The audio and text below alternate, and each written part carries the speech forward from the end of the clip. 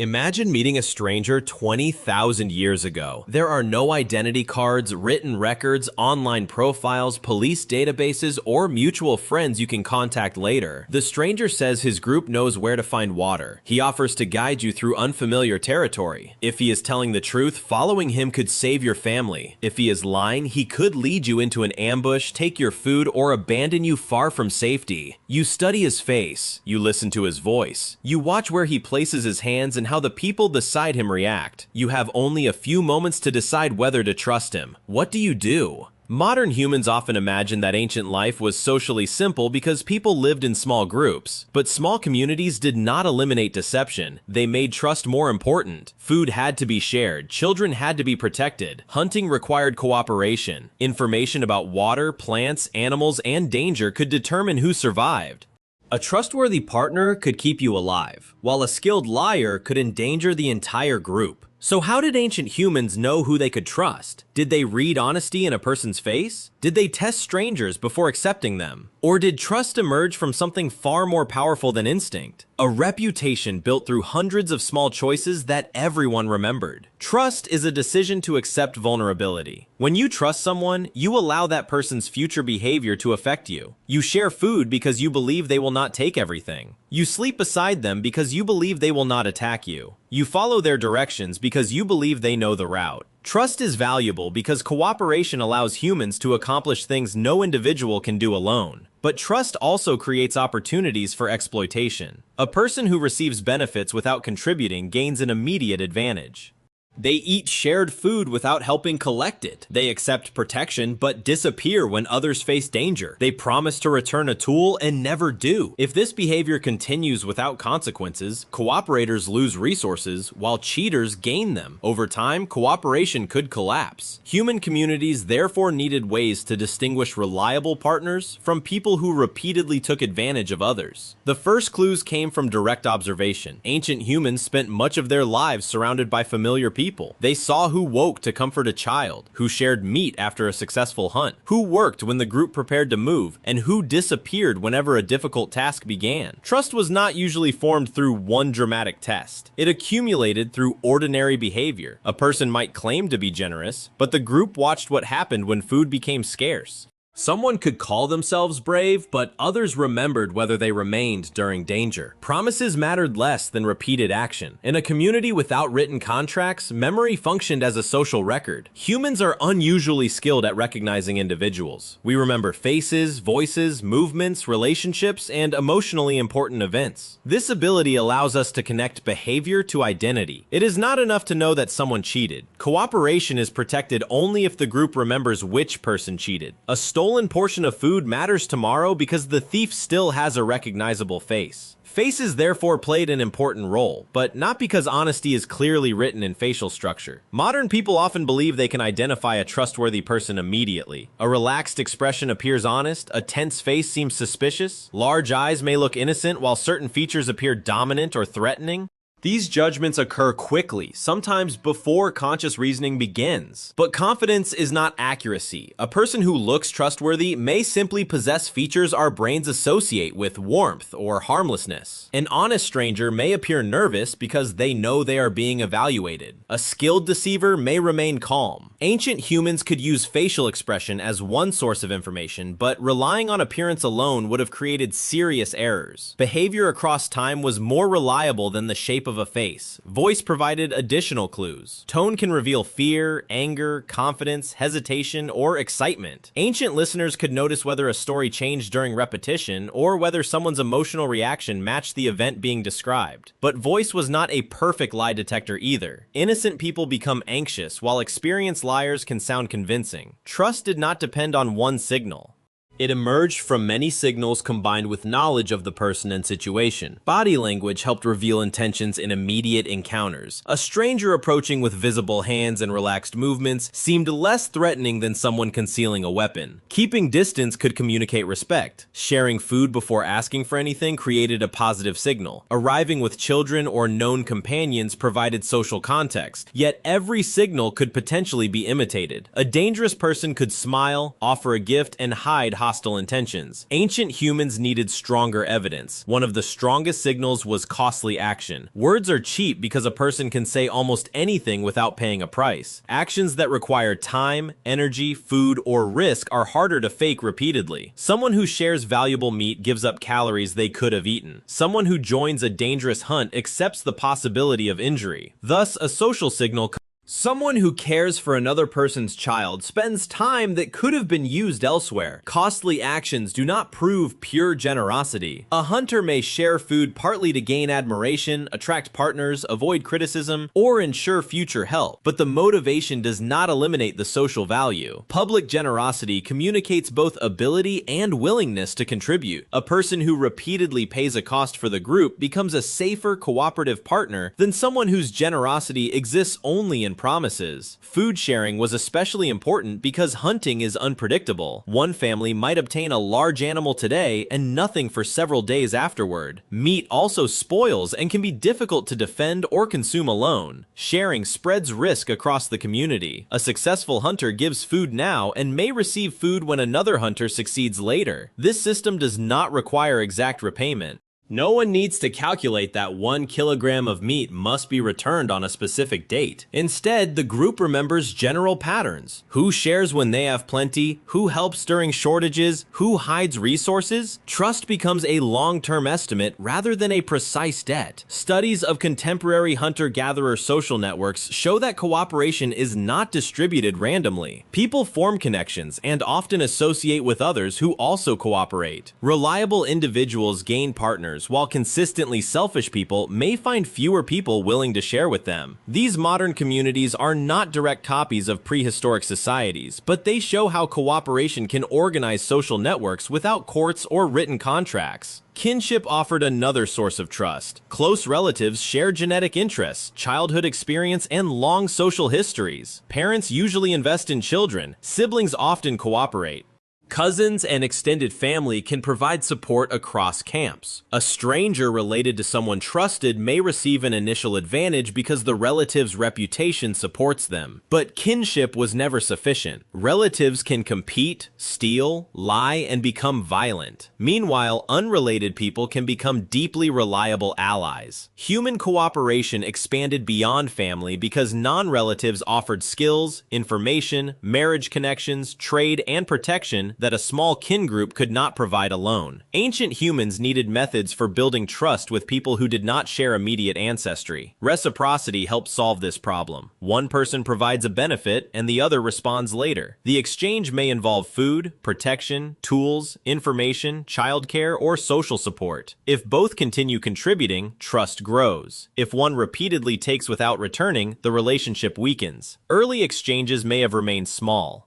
You do not immediately give a new acquaintance your entire food supply. You share a limited portion and watch what happens. You cooperate in a low-risk task before depending on them during a dangerous hunt. Each successful interaction allows the next one to become slightly more important. Trust develops through increasing commitments. This resembles the way modern humans still test relationships. A new friend receives a small confidence before hearing a major secret. A new worker receives limited responsibility before controlling valuable resources. Ancient people did not need formal theories of trust to use the same pattern. Start small, observe the response, and increase vulnerability only when evidence supports it. The group also provided information that individuals could not collect alone. One person might behave generously in front of a potential partner, but selfishly elsewhere. If everyone relied only on direct experience, a skilled cheater could exploit each person once before being recognized. Gossip solved this problem. Gossip is often treated as meaningless or malicious conversation, but socially relevant information can protect cooperation. People discuss who shared, who lied, who helped during illness, who neglected a child, and who caused conflict. A person's actions in one place follow them through the voices of others. Research shows that positive and negative gossip can change willingness to share resources. partly by altering reputation. This makes sense in a small community. If several trusted people report that a stranger repeatedly breaks agreements, ignoring the warning could be costly. If someone is known for generosity and hard work, cooperation with them becomes less risky. Gossip transformed individual memory into collective memory. A cheater could deceive one person, but the story might reach everyone before another opportunity appeared. Reputation became an invisible possession carried from camp to camp. However, gossip created a new danger: false information. A jealous rival could damage someone's reputation. A misunderstood event could become a confident accusation. People might favor relatives and judge outsiders unfairly. Ancient humans, therefore, had to evaluate not only the person being discussed, but also the source of the story. Who witnessed the event? Does the speaker normally tell the truth? Do they benefit from the accusation? Does the story match what others observed? Trust operated in layers. A person's reputation depended partly on the reputations of those describing them. Storytelling could reinforce social expectations. Tales about selfish characters, dangerous betrayals, or generous heroes showed listeners which behaviors deserved punishment and which earned admiration. The characters did not need to be real for the lesson to matter. A story allowed children to experience the consequences of betrayal without becoming victims themselves. Research among hunter-gatherer communities suggests that storytellers can promote cooperation by communicating social values. Around a fire, a tale about someone refusing to share during hardship might provoke laughter, anger, or discussion. The story made community rules memorable. It reminded listeners that selfish behavior would not remain private. Humor was another method of social control. Direct confrontation can escalate into violence, especially when the target is physically powerful. Jokes, teasing, and public criticism can reduce arrogance without immediately beginning a fight. A successful hunter who boasts excessively may be mocked until he stops presenting himself as superior. The laughter communicates that the group values contribution but rejects domination. This matters because a generous act can also become a tool of power. Someone who controls food may demand obedience. A strong hunter may believe success gives him the right to control others. Egalitarian practices in some foraging societies do not mean everyone is naturally equal or kind. Equality often requires active maintenance through sharing expectations, ridicule, negotiation, mobility, and resistance to domination. When reputation failed, communities needed consequences. A person who repeatedly cheated could be confronted, denied food, excluded from cooperative activities, or abandoned when camps separated. Social exclusion was an extremely serious punishment. Humans depend on groups for food, defense, childcare, and emotional support. Losing access to partners could be more dangerous than a physical penalty. In extreme cases, violent individuals might be driven away or killed. Small communities could not allow one person to threaten everyone indefinitely. But punishment was risky. The accused person had relatives and allies. A confrontation could split the group, therefore people benefited from building agreement before acting. Gossip, discussion, and shared judgment helped determine whether the behavior represented an accident, a misunderstanding, or a repeated threat. Intent mattered. Failing to share because a hunt produced little food was different from secretly hiding a large supply. Abandoning a task because of injury was different from avoiding every difficult job. Humans do not judge only outcomes. We ask why the person acted. This ability allows trust to survive mistakes. A reliable person can fail once without losing every relationship. A child can break a rule while learning. A hunter can make an incorrect decision despite good intentions. If trust disappeared after every error, cooperation would become impossible. Ancient people needed to distinguish accidental harm from deliberate exploitation. Apology and repair may have helped restore damaged trust. A person could admit fault, replace a lost object, share food, accept criticism, or demonstrate better behavior later. Language made these negotiations more sophisticated. Humans could explain what happened, challenge an accusation, promise change, and describe future obligations. But apologies were only useful when supported by action. A person who repeated the same betrayal after every apology became predictable in a different way. The group learned that their words had no value. Trust also depended on competence. Someone could be honest but still dangerous to follow. A well-meaning hunter with poor judgment might lead others toward an animal without considering the wind. A generous guide who could not remember the route was not a safe source of information. Ancient people evaluated whether someone was both willing and able to help. Competence produced its own reputation. Who understood animal tracks? Who found water during dry seasons? Who made reliable tools? Who remain calm during emergencies? A person might be trusted in one area, but not another. The best hunter was not automatically the best healer, negotiator, or caregiver. This context-specific trust remains with us today. You may trust a friend with an emotional secret, but not with navigation. You may trust a doctor's medical advice, but not their judgment about repairing a roof. Ancient trust was probably just as detailed. Reputation was not a single score. It was a map of abilities and behaviors. Strangers presented the greatest challenge because they lacked a local history. Ancient groups did not necessarily attack every unfamiliar person. Humans moved, traded, married between communities, exchanged knowledge, and formed alliances. Complete hostility toward outsiders would have prevented valuable relationships and increased isolation. A stranger could reduce uncertainty through introductions. If a trusted person accepted them, that relationship acted as evidence. Shared language, ornaments, customs, or known relatives could establish connection. Gifts and food created opportunities for low-risk cooperation. The visitor's treatment of children, older adults, and weaker individuals offered behavioral clues. Hosts also watched whether the stranger respected boundaries. Did they take food before it was offered? Did they approach sleeping areas without permission? Did they obey warnings about dangerous places? Trust often depends on behavior when someone could benefit from violating a rule. Rituals may have made intentions more predictable. Shared meals, greeting practices, gift exchanges, dances, and ceremonies placed strangers inside a known sequence of behavior. The ritual reduced ambiguity by telling everyone what happened next. A person willing to follow the group's customs signaled respect, although rituals could never eliminate deception completely. Fear still influenced judgment. Humans are quick to notice anger, dominance, and threat.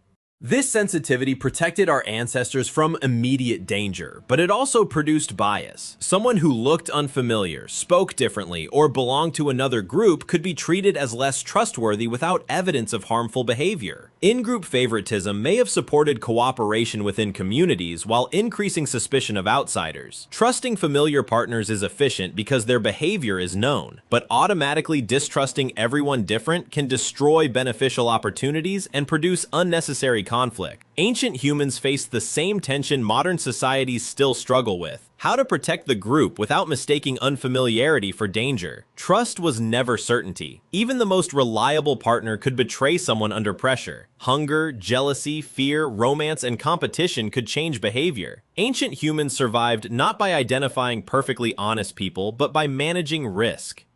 They observed, remembered, shared information, began with small exchanges, rewarded cooperation, and imposed consequences on repeated exploitation. Their system contained errors. Innocent people could acquire bad reputations. Charming cheaters could succeed. Powerful families could protect their own members. Gossip could become manipulation. A community might trust tradition when the tradition was wrong. There was no golden age in which every face was read accurately and every betrayal punished fairly. What ancient people possessed was a network of partial protections. Direct observation exposed some behavior. Memory connected behavior to individuals. Gossip spread information. Stories taught rules. Reputation rewarded cooperation. Reciprocity allowed strangers to become partners. Punishment made repeated cheating expensive. Mobility allowed people to leave intolerable relationships. Together, these systems produce something larger than individual trust.